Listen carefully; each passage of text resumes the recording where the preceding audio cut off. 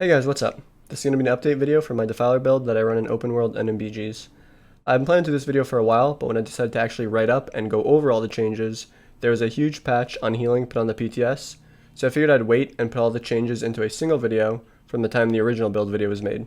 As is the case with the last video, I'm going to be going over the patch notes and how it affected the build, as well as other details, so feel free to skip around with timestamps in the description. I'll also put a link to the original build video in the description, so go ahead and check that out if you haven't already, and let's get right into it. So first things first, we're going to be looking at patch 5.0.5, the Elsweyr update. The first thing I'd like to go over, since of course this is a Warden build, is the Warden class changes.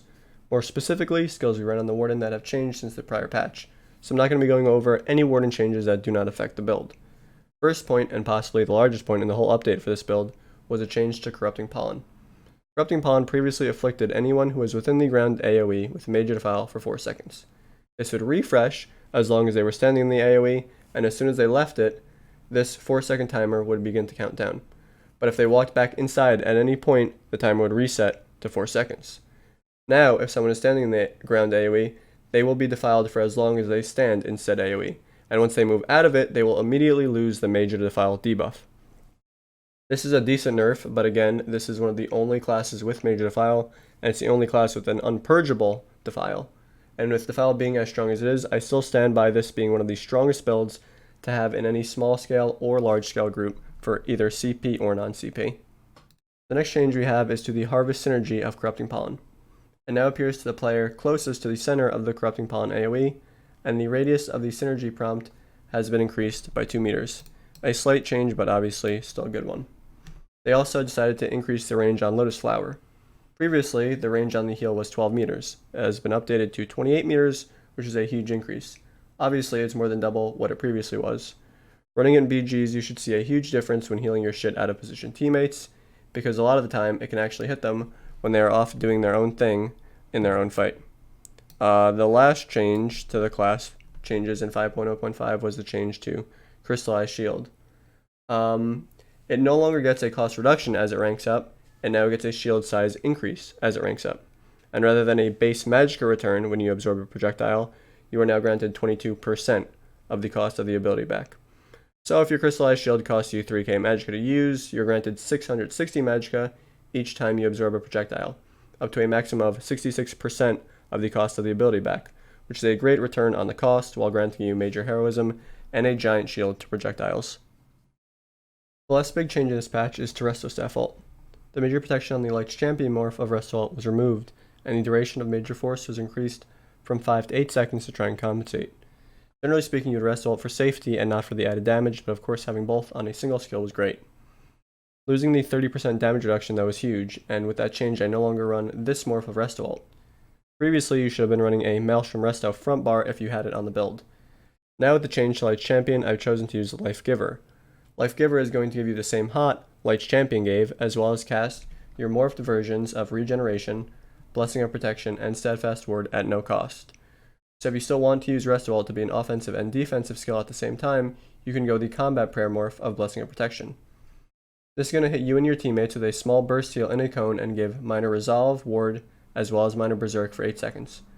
Minor Berserk isn't as strong as Major Force obviously, but in OCP where crit isn't that high, and with a vast majority of people not getting the Minor Berserk buff, it's still going to be a good buff to damage. The best part about this morph of your ult though, is going to be running the Ward Ally morph of Steadfast Ward. What this is going to do is cast a shield on yourself, as well as the lowest HP ally.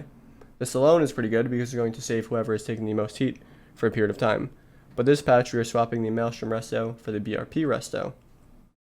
The BRP Resto is going to give Major Vitality to whoever gets hit with your Steadfast Ward. So every time you ult on front bar, you and the lowest HP ally will get a shield and Major Vitality for 3 seconds, increasing your healing and their healing received by 30%. This is going to buff the heal you get from the Resto ult itself, the free cast of Mutagen, as well as the free cast of your Blessing of Protection morph, as well as any heals you or your teammates throw out within 3 seconds of the ult cast, and any hots you or the target already had on you. If your teammate doesn't die within the time it takes for your Resto ult to travel, it's actually pretty hard to die through this because of all the healing you'll both receive. Also, if you can, it's obviously better to have a perfected BRP Resto, since you're going to be on the front bar a majority of the time, and this build has very little regen, so that extra 129 regen on front bar can help a bit. In the latest patch, patch 5.1.5, Scalebreaker update, a ton of changes were made to healing, and a few that impacted this build in specific. The first was a Warden class change. Nature's Grasp was nerfed by 24% healing each tick, which is understandable because it was overperforming and can do a lot for a single skill. This is really the only Warden class change that impacted this build in specific, but there were a few changes to the rest of the line that had a big impact on this build. The first one I'd like to go over is the change to regeneration. The base cost of regeneration was increased from 2160 to 2700.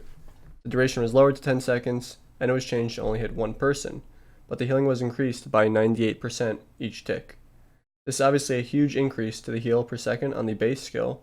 Since we are a very support-oriented build and we have a lot of buffs to keep up, going rapid regen isn't the best option for the build. Rapid regen continues to hit one person, the tick frequency is doubled, meaning it heals twice as often, but the duration is halved to 5 seconds. This means it is a burst hot, if that makes any sense. It's pretty much like the Magicka version of Vigor. But in this build we are going to be using the Mutagen morph, which we always have, which was renamed to Radiating Regeneration. From last patch to this patch, the morph no longer has a burst heal and a 1 negative effect cleanse when you or your ally drops below 20%. It instead hits 2 additional people for a total of 3, so overall the duration is halved, but the heal per tick is almost doubled, and it hits an additional person in exchange for no cleanse and no burst heal below 20%. Overall, I see it as a buff. The heal per second change just makes it a lot better in combat, and it's much more reliable in healing your teammates. Another good change to this build was the change to Necrotic Orbs. The base cost of Necrotic Orbs and its morphs was reduced from 4590 Magicka to 3780 Magicka. In addition, you only need to throw out 1 orb for your teammates every 20 seconds, because your whole group can use the synergy from it. Pressing the synergy on it no longer makes the orb disappear. It will continue to move in the same path until it has reached the maximum distance it can travel. This, along with the base cost reduction, makes sustaining much easier.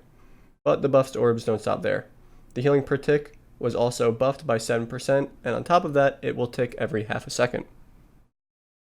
Overall though, the biggest change to this build was the change to Blessing of Protection. Prior to this patch, I was considering using Blessing of Protection over Fungal Growth.